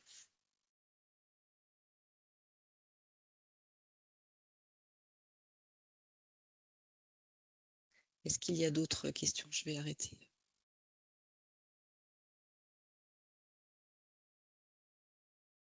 Super. Et Monsieur Chauveau nous dit même, soyez vous-même. Non, merci Florent, on va bien insister. Ne la faites pas écrire par une IA, s'il vous plaît. Dites-nous pourquoi ce métier vous intéresse et ce qui vous pousse à vouloir vous engager dans cette formation. Il faut qu'on y retrouve de la volonté et un réel engagement. Il n'y a pas besoin de quelque chose de sophistiqué, vraiment. L'authenticité, c'est ce qui marche le mieux. Vraiment. N'hésitez pas à vous aider des personnes aussi qui vous connaissent. Parce que parfois, c'est difficile de dire, mais c'est quoi mes qualités, mes défauts? Est-ce que tu me vois dans telle formation, le métier infirmier? Enfin, voilà, faut pas hésiter à échanger aussi au sein de votre famille, même s'ils sont pas professionnels de santé, parce qu'en fait, on peut aussi vous dire, ah bah si, mais moi, je trouve que tu as tel caractère ou tel... si, regarde, la dernière fois, tu avais fait ça, c'est quand même intéressant, ou voilà, des choses comme ça. Faut pas hésiter aussi à échanger pour construire votre lettre de motivation ou dans les cases activités ou expériences ou des choses comme ça. On sait très bien qu'à 17 ou 18 ans, en sortant du bac, que vous n'allez pas nous sortir une expérience professionnelle de 10 ans. Enfin, je veux dire, c'est pas ce qu'on attend. Donc, ça sert à rien de mentir parce que parfois, on voit des choses aussi où les étudiants, enfin, les candidats font tellement de choses, on se dit, mais c'est pas possible. Hein, techniquement, c'est pas possible. On préfère que vous montriez de la sincérité sur des petites choses. Je sais pas, moi, j'ai déjà gardé le chien de ma grand-mère ou de mes voisins quand ils partaient en vacances, ou j'ai arrosé les plantes. Enfin, voilà, des choses qui peuvent paraître dire, bah non, quand même pas. Si, si, parce que ça montre de l'attention à l'autre. Ça peut montrer, enfin voilà, des petits exemples comme ça. Même si vous aimez jouer à certains jeux vidéo ou d'autres choses, n'hésitez pas, parce que nous, on retraduit derrière en trait pas de caractère, mais en tout cas en personnalité au regard du monde professionnel. On n'est pas en train de choisir des étudiants selon leur caractère, mais en tout cas, est-ce qu'il y a des soft skills, comme on dit, qui sont attrait à la profession d'infirmière? Et vraiment aussi, l'infirmière, elle est quasiment partout, elle n'est pas qu'à l'hôpital. Ça aussi, il faut se dire que si vous voulez pas travailler en réanimation ou en EHPAD, vous pouvez travailler n'importe où ailleurs. Là où vous rencontrez une infirmière dans votre vie, ça veut dire que potentiellement, vous pouvez travailler là et parfois même dans des lieux un peu, enfin, pas improbables, mais presque en fait. Hein. Enfin, il y a les infirmières en prison, il y a les infirmières après dans les centres médicaux municipaux de santé, à l'école. Ça, c'est là que vous voyez le plus. Autrement, dans des associations aussi, enfin, en humanitaire. Enfin, voilà, il n'y a pas que l'hôpital. Vraiment, il n'y a pas que l'hôpital. Exactement. Après, Céline demande, on peut parler de notre expérience personnelle dans la lettre de motivation, par exemple, ce qu'on a vécu en hôpital. Oui, en fait, vous pouvez expliquer, comme vous le dites, ce qui vous a donné envie d'exercer ce métier. Dans le courrier, dans la lettre de motivation, vous pouvez effectivement mettre, hein, ça nous arrive de lire des courriers, des lettres dans lesquelles la personne dit, voilà, j'ai été hospitalisée, j'ai pu voir un peu le métier. Après, moi, ce qui me manquait souvent, c'est vraiment, voilà, qu'est-ce qui vous a donné envie? Ok, vous avez vécu ça, ok, vous avez vu l'infirmière exercer, mais qu'est-ce qui, dans sa pratique, vous a donné envie? Juste ce petit lien en plus qui montre que ça a été analysé, que c'est construit, pas que, vous voyez, qu'il y a vraiment une construction, une élaboration derrière, qui montre que ce projet-là, oui, est réellement construit. Alors quand je dis construit, c'est à votre niveau actuel de formation, hein. Évidemment que ça ne sera pas le même attendu en fin de formation, mais à votre niveau à vous, oui. Quand vous avez été à l'hôpital, qu'est-ce qui fait que là, cette infirmière-là vous a donné envie? Est-ce que c'est son approche, la façon dont elle s'adressait à vous, dont elle vous écoutait? Est-ce que c'est la façon dont elle faisait les soins? Voilà. Qu'est-ce qui a attiré votre attention dans cette situation? Il n'y a pas besoin de mettre 10 kilos d'explications, hein, mais de façon synthétique. Hein. Je ne veux pas non plus. De toute façon, je ne crois pas qu'on puisse dépasser, je ne sais plus le nombre de caractères, mais voilà, d'expliquer Pas juste dire, voilà, j'étais hospitalisée, donc enfin, ou j'ai été travailler un été à l'hôpital et j'ai pu voir le métier. Aller un tout petit peu plus loin dans votre argumentaire. Parce qu'il est vrai que ça, on le lit beaucoup. Et c'est un peu comme dire, parce qu'on lit beaucoup les choses assez génériques, c'est de dire, bah, oh là là, qu'est-ce que c'était l'année dernière? Qu'est-ce qu'on lisait sous il y a un truc. Tous les ans, on a un thème un peu différent dans les lettres types. Et Là, c'est l'infirmière ne laisse pas place à la routine. À un moment, c'était voilà, la ça, là. routine. Voilà, il y a une année, on a beaucoup, beaucoup lu ça. C'est pas un métier routinier, c'est pas un métier routinier. Bon, c'est un point de vue, voilà, qui s'argumente, qui se défend. Mais c'est très abstrait, quoi. C'est vous en tant qu'individu, vous, qu'est-ce qui vous plaît et pourquoi ça vous plaît? Vous avez le droit de dire ce qui vous plaît. Voilà. On a envie de savoir qui vous êtes, tout simplement. Et ça vous distingue aussi des autres, parce que quand c'est trop bateau, vraiment, ça n'a aucun intérêt, pour être honnête. Alors, ah bah merci à Madame Gessler, merci, on sent votre bienveillance, merci. Alors, la motivation manuscrite, donc je vois que Florent a répondu. Tout ce que vous déposez sur Parcoursup, c'est numérique. Vous n'avez pas de courrier rédigé de façon manuscrite. Beaucoup d'élèves nous disent devenir. Ah, Florent a écrit, beaucoup d'élèves nous disent vouloir devenir infirmiers parce qu'ils ont eux-mêmes été hospitalisés et qu'ils ont apprécié la prise en charge qu'ils ont reçue, mais parfois votre motivation va plus loin que cette expérience. Quelles sont les valeurs que vous avez retrouvées dans ce métier? Voilà, merci Florent, ça complète vraiment ce que j'ai dit. Qu'est-ce qui personnellement vous a touché et donné envie de vous engager dans cette voie? Voilà. À partir de cette situation-là, qu'est-ce qui vous a donné envie? Va-t-on beaucoup être en contact avec le sang dans le domaine infirmier? Alors beaucoup, je ne sais pas ce que vous entendez par beaucoup, mais oui, vous allez être en contact avec le sang de façon régulière. Après, ça peut être la petite goutte de sang, la prise de sang, ou si vous êtes au bloc, peut-être un petit peu plus sanglant, mais encore, ça dépend de la chirurgie. Après, si derrière ça, c'est la peur de faire un malaise, vous avez le droit de faire des malaises en stage, en métier, hein, ça m'est arrivé, moi. J'ai fait un malaise en étant étudiante et voilà, ça ne m'a pas empêché de devenir infirmière. Après, il y a des secteurs dans le métier où vous voyez moins le sang que dans d'autres, mais vous allez y être confronté. Dans quels hôpitaux pourrons-nous faire les stages? Dans tous les hôpitaux, toutes les cliniques, tous, vous pouvez faire des stages. Tous ceux qui sont en mesure de vous accompagner, de vous encadrer, pour que ce soit un stage apprenant et qualifiant, et en fonction de votre parcours de stage.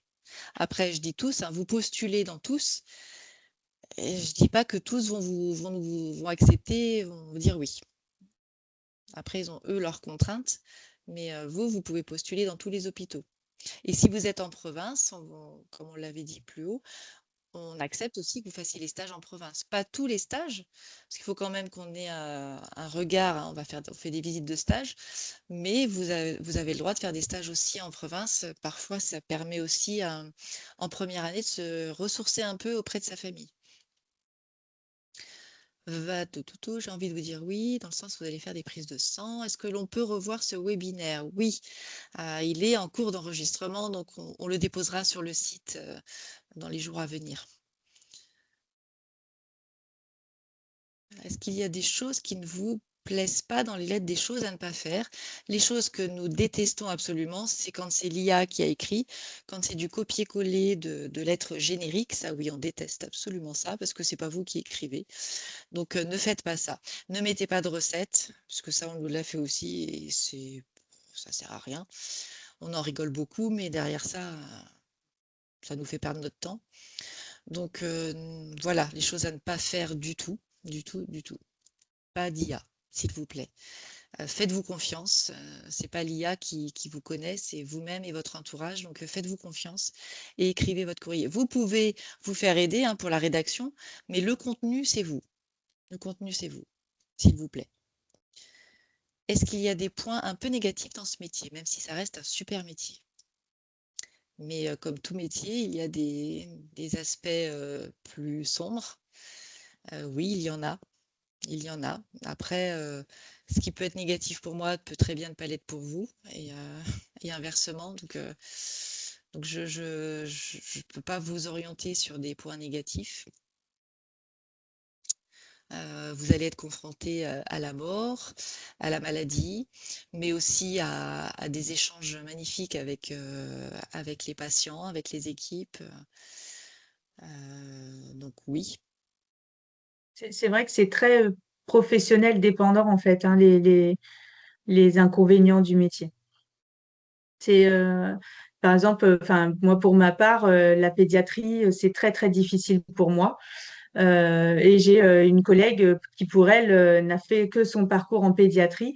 Et quand j'évoque, moi, les personnes âgées où je me dis, moi, je m'épanouis auprès des personnes âgées, elle me dit, ah non, non, mais moi, c'était pas possible.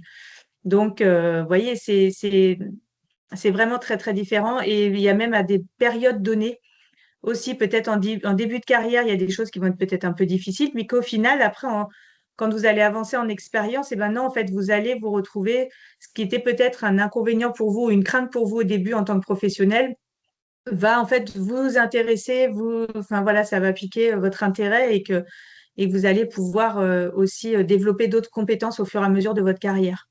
Et c'est ça l'avantage, c'est qu'aussi on peut travailler presque partout et dans tous les domaines. On en a marre à un moment donné, un endroit, on peut changer sans forcément changer de diplôme, parfois en étant juste un petit peu formé par ses pairs, le temps de rentrer et de changer de service ou d'hôpital ou de clinique ou de structure. Enfin voilà, on peut faire une carrière extrêmement riche. Et Florent complète aussi, hein, parce il parle des horaires, effectivement du rythme de travail. On travaille les week-ends, les horaires, les vacances, les fêtes de fin d'année, il faut s'arranger avec les collègues pour avoir une fête. Ouais, une année, vous allez avoir Noël, l'autre année, vous allez avoir le Nouvel An, si c'est ça qui vous tient à cœur. Donc voilà, c'est de la négociation avec les collègues. L'été aussi, il faut négocier avec les collègues dans l'équipe. Donc il y a aussi effectivement des contraintes de ce côté-là. Les horaires du métier, si vous êtes en 12 heures, en 7 heures, mais du matin, d'après-midi et de nuit. J'ai travaillé en réanimation, j'alternais jour et nuit. Je faisais 2 mois de jour, 2 mois de nuit. C'était terrible pour moi. J'avoue que le rythme était très très difficile. Donc on s'organisait entre les collègues parce que certaines préféraient être de nuit et d'autres de jour, on s'organisait pour permettre ce roulement où on restait de jour ou de nuit. Donc il y a effectivement des contraintes, mais ça dépend de votre vie à vous. Et encore qu'aujourd'hui, voilà, on essaye de privilégier vraiment la qualité de vie des soignants, plus qu'il y a quelque temps. Merci. Et puis Yves ajoute les points négatifs, ça varie selon donc un étudiant en soins infirmiers de chez nous qui précise que les points négatifs, ça varie selon le lieu de stage et la personnalité aussi de l'infirmière. Oui, l'ambiance dans l'équipe, hein, c'est extrêmement important, l'ambiance dans l'équipe. Quand on se sent bien dans une équipe, quand même, c'est plus facile de vivre les contraintes du quotidien.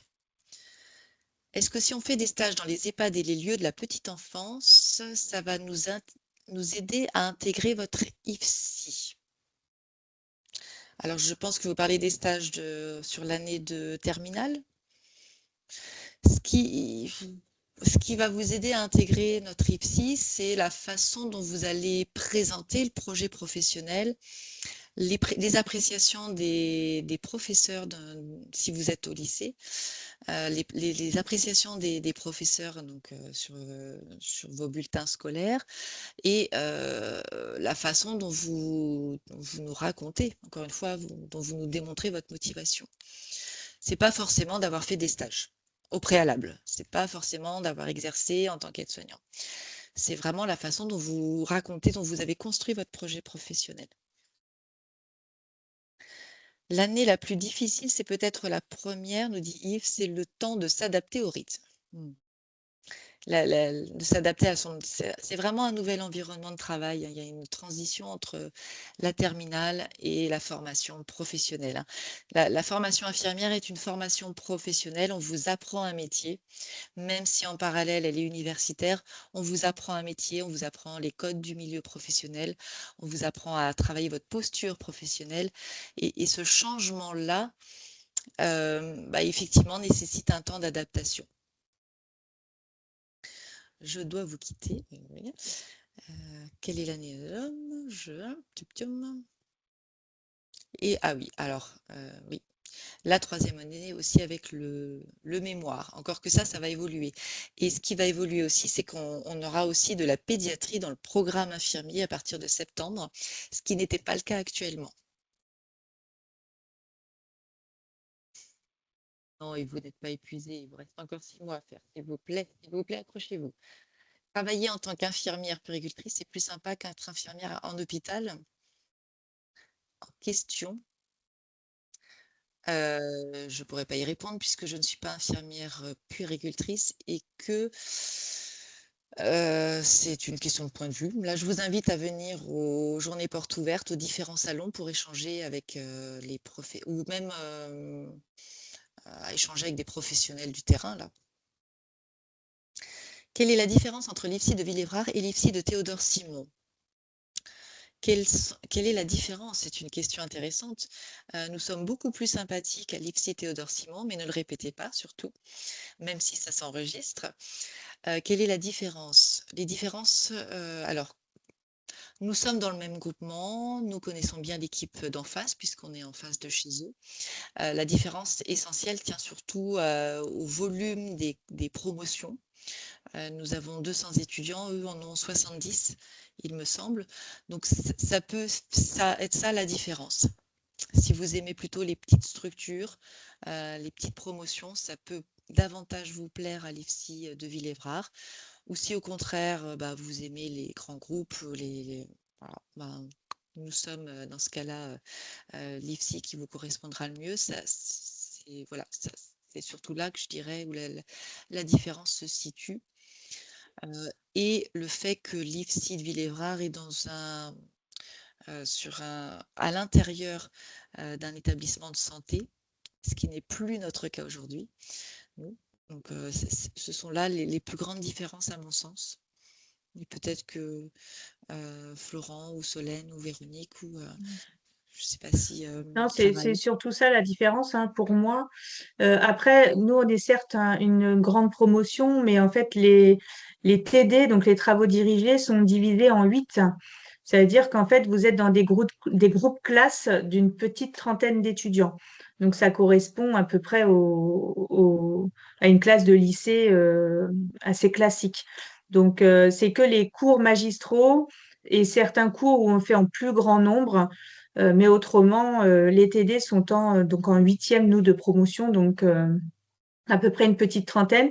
Mais Villévrard de Souvenirs divisait aussi leur groupe en 3. Donc, globalement, c'est un petit peu la même chose. Mais en effet, en groupe promotion, on est plus important. Après, si vous voulez vous faire votre avis, c'est peut-être le plus simple, c'est de faire les JPO et de voir chez nous et à Villévrard et de vous, en fonction de votre ressenti, de voir où vous vous sentez le plus à même. Parce que géographiquement, on est au même endroit. On traverse la rue, on est chez eux. Donc, faites-vous votre avis par vous-même au JPO pour voir un peu comment vous vous sentez dans les locaux et lors de la visite. Est-ce que c'est possible de faire des stages d'observation hors études pour voir un peu comment ça se passe et si ça nous plaît? Un stage d'observation, alors si c'est en cours, nous on l'organise avec un lycée par ailleurs, une journée d'observation des élèves intéressés, je ne sais plus quel est le lycée par contre, pour venir un peu voir l'ambiance des cours en IPSI. Si c'est pour un stage d'observation dans les structures de soins, ça, nous, on ne peut pas l'organiser si vous n'êtes pas étudiant chez nous. Donc ça, c'est potentiellement à voir dans le cadre, vous pouvez faire des stages, parce qu'en seconde, il me semble, mais c'est peut-être trop tard maintenant, seconde ou première, il y a un stage d'une semaine à faire, il me semble. Donc là, c'est possible de demander à faire un stage d'observation. Il y a certaines structures qui acceptent. C'est difficile en général, ils ont du mal quand même, les Des hôpitaux, tout ça. Enfin, voilà. C'est Mm. pas, oui, ils vont pas vous dire oui Mais spontanément, c'est mais pas des fois, ça, impossible. des fois, ça Mm. marche. Des fois, ça Il y a marche. beaucoup de structures qui demandent quand même que les personnes qui viennent en stage aient au moins 18 ans, soient aussi vaccinées contre l'hépatite B, donc ce qui crée aussi des contraintes. D'accord. Alors que bon, c'est un stage d'observation. Parfois, essayez. Il y a Eliana qui a remarqué sur le chat que oui, en fait, nous, on fait Erasmus et pas Villévrard. Oh oui, tout à fait. Tout à fait. Mm. Merci, Eleana. Effectivement, nous, on fait partir les étudiants qui le souhaitent et de la même façon, hein, qui argumentent leur projet. Vous avez la possibilité de partir en stage à l'étranger. On en a qui partent. On en a un qui est parti en Suisse cette année, une étudiante. Et on a sur le semestre 4, attends, les stages, on en a combien là cette année? 2, 4, 7 qui partent, je crois, à l'étranger, mais qui ont élaboré leur projet en groupe, hein. Elles partent en binôme ou en trinôme au même endroit et elles organisent tout.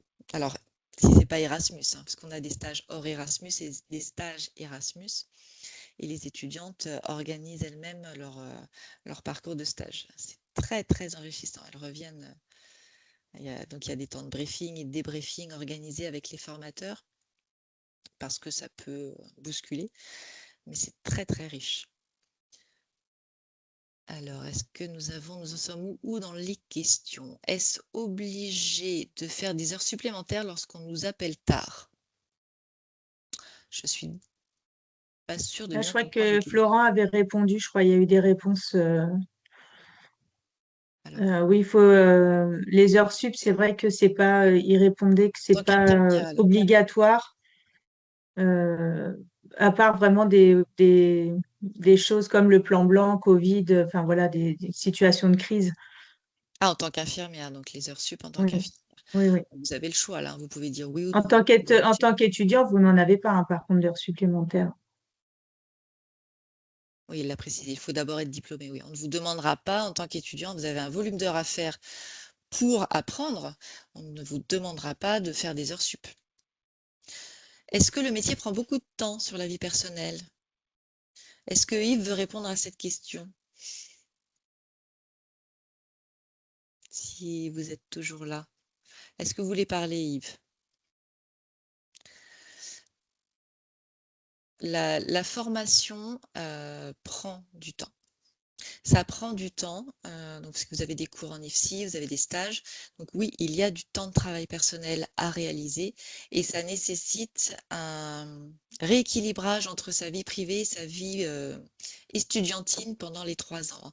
C'est souvent, alors si vous avez des enfants ou voilà, une famille à gérer, c'est souvent un projet familial, hein. Ça engage toute la famille dans le cursus. Parce qu'il y a des moments où, étant en stage, vous allez avoir des horaires décalés, vous allez avoir des partiels à réviser. Donc oui, oui, ça peut bousculer la vie personnelle ou la réorganiser, dirons-nous. Mais ça n'est pas incompatible. Et je précise aussi qu'il est important de garder du temps pour soi. Il arrive que certains étudiants se plongent à corps perdu dans les révisions et n'en sortent pas du tout. C'est pas bon non plus. Vous ne retenez pas les choses non plus de cette façon-là. Il est essentiel que vous gardiez du temps personnel, du temps pour vous, de détente, du temps avec votre famille, voilà, des choses qui vous ressourcent. C'est essentiel, mais c'est pareil dans le travail, hein. C'est pareil dans le travail. Dans le travail, on travaille, mais il faut aussi se réserver du temps à soi. Et ça, on abordera, on appelle ça les compétences psychosociales et c'est abordé aussi dans le programme. Pour avoir une bonne qualité de vie au travail, il faut aussi prendre soin de soi. Pour prendre soin des autres, il faut prendre soin de soi. Alors, une autre question, et puis là, on est là. Les bonnes écoles IFSI en Ile-de-France sont lesquelles? L'IFSI Théodore Simon, pas mal noté. C'est une question à laquelle il est difficile de répondre. Là, je vous invite à échanger avec les étudiants qui sont dans les divers IFSI. Aux journées portes ouvertes, différentes journées portes ouvertes, vous aurez peut-être plus de billes que là, ce qu'on peut vous donner comme élément. Et ça dépend encore une fois de vous aussi, de ce qui vous aide ou pas. Voilà, on parlait des petites promotions. Certains ne supportent pas d'être en amphi à 350. D'autres, ça leur fait du bien, ça les aide à travailler. Donc, ça dépend aussi de vous, de votre profil à vous. Globalement, voilà, tous les IFSI arrivent à diplômer des infirmiers et des infirmiers compétents.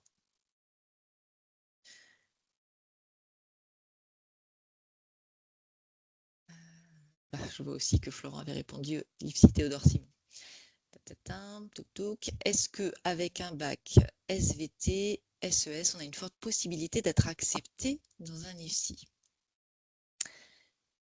Quel que soit le bac, vous avez à partir du moment où vous avez le bac, j'ai l'impression de toujours la même chose, mais à partir du moment où vous avez le bac, des notes, parce qu'il y a un calcul arithmétique au niveau de Parcoursup qui prend en compte votre moyenne, ça fait voilà, une note. Nous, on lit, on prend connaissance de tout ce qui est écrit, hein, des appréciations des professeurs, de ce que vous allez rédiger, tout ça pris en compte. Bon, si votre dossier il est bien construit, vous avez une forte possibilité d'être accepté dans un IFSI. Un bac SVT peut vous aider. Enfin, en fait, la question, c'est plutôt en entrée en formation. Comment dire? Si vous avez des connaissances solides en anatomie, physiologie, évidemment que ça va vous aider en début de formation. Mais ce n'est pas parce que vous n'avez pas ces notions-là que vous allez échouer en formation. C'est pour ça que c'est intéressant d'avoir identifié, avant l'entrée en formation, d'avoir identifié vos points forts et vos points faibles, vos points améliorés, en fonction de qui vous êtes, de ce que vous avez suivi comme parcours. Parce que vous saurez que à l'entrée en formation, vous aurez besoin de travailler un peu plus l'anatomie, ce qui peut aussi vous permettre de la travailler en amont. Mais là où vous allez avoir des choses à travailler, d'autres étudiants peuvent avoir la connaissance suffisante et fourniront moins de travail, mais vous allez avoir des ressources ailleurs. On a quand même un certain nombre d'étudiants qui entrent en formation, qui viennent du bac, qui sont très à l'aise avec le numérique, alors qu'on a des gens qui ont travaillé en tant qu'aide-soignants, qui arrivent en formation, ne maîtrisent pas du tout les outils numériques et sont un peu perdus par rapport à ça. Alors qu'à contrario, vous pouvez être inconfortable en début de formation par rapport à ses connaissances en anatomie, ou même en termes de soins, les soins de confort, alors que l'aide-soignant, lui, sera plus à l'aise parce qu'il aura cette expérience antérieure. Voilà, tout le monde peut y arriver. À condition, encore une fois, de fournir le travail conséquent. Je ne vais pas non plus vous vendre du rêve. Il y a du travail à fournir. Il faut avoir une bonne capacité de travail. Il faut avoir une bonne organisation de travail, une bonne méthodologie d'apprentissage. Et dès lors que vous avez trouvé votre méthode de travail, dès lors que vous travaillez régulièrement, ça c'est essentiel, de travailler régulièrement, de participer au TD, de participer au TP. Hein. Participer, ça veut dire poser des questions, répondre aux questions, être acteur. Il faut être acteur. Dès lors que vous combinez tout ça, vous optimisez vos chances de réussite. Voilà. Je vois que Florent aussi, c'est pas grave, Yves. La question, c'était pour la vie privée, vie perso. Est-ce que les études, le métier prend beaucoup de temps sur la vie personnelle? Est-ce que c'était ça la question? Et vous souhaitez répondre? Oui, il a parlé de réorganisation surtout. Pouvons-nous intégrer l'IFSI avec Parcoursup si on a une moyenne générale de 15? Bien sûr. Enfin, vous pouvez postuler, oui. Mais encore une fois, les notes seules ne suffisent pas. Tout dépend du reste aussi. Voilà, les notes, c'est 40% des critères sur Parcoursup. Ah bah, je vois que Florent a déjà répondu. Oui, les appréciations sont très importantes aussi. Les appréciations des professeurs. On arrive très bien à voir à travers les appréciations des professeurs si vous êtes assidu, si vous êtes investi, si vous participez en cours. Et ça, pour nous, ce sont des soft skills, comme disait Solène tout à l'heure, des compétences essentielles qui vous aideront dans cette formation. Quelqu'un qui est éternellement absent peut avoir 15. Si on voit que si on voit qu'il y a des problèmes de comportement, clairement, ça joue en votre défaveur. Clairement. Si on voit des alertes dans la conduite, si on voit que parce qu'on a on voit des fois des appréciations des profs où on comprend clairement que l'élève est irrespectueux. Vous pouvez avoir 18 de moyenne, ça va vraiment, vraiment être très, très, comment dire, ça va baisser votre note sur Parcoursup. Si on voit qu'en termes de comportement, d'assiduité, de motivation, ça ne matche pas en classe. Après, vous avez le droit aussi à l'erreur. Il arrive qu'en première, on note des appréciations de profs qui sont très négatives et on voit la progression en terminale. Parce que des fois, voilà, l'élève prend un déclic et pof, trouve sa voie, sait ce qu'il veut faire et pof, d'un seul coup, on voit aussi une progression. Vous avez le droit de progresser aussi dans les appréciations.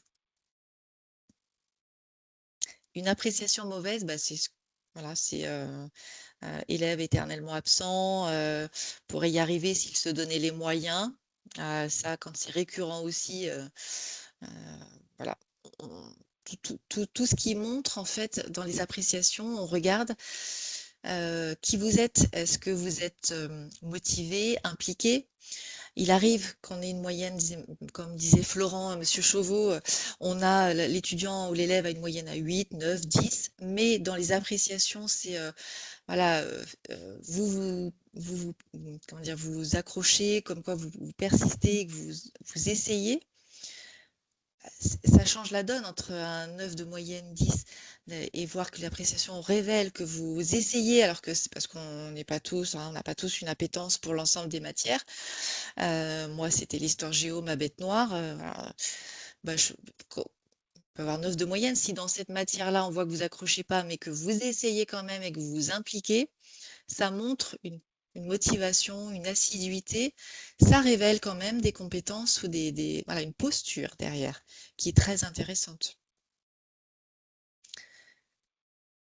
Donc, Monsieur Chauveau résume, il faut surtout retenir que c'est un tout. C'est pas seulement une appréciation, une note, un bavardage, la motivation. On pèse l'ensemble et c'est pour ça que la lettre de motivation a toute son importance. Oui. Oui, oui. Lettre de motivation, pas intelligence artificielle, s'il vous plaît. C'est extrêmement décourageant de lire des lettres de motivation écrites par l'intelligence artificielle. Et extrêmement impersonnelles. Et extrêmement inutiles, de mon point de vue.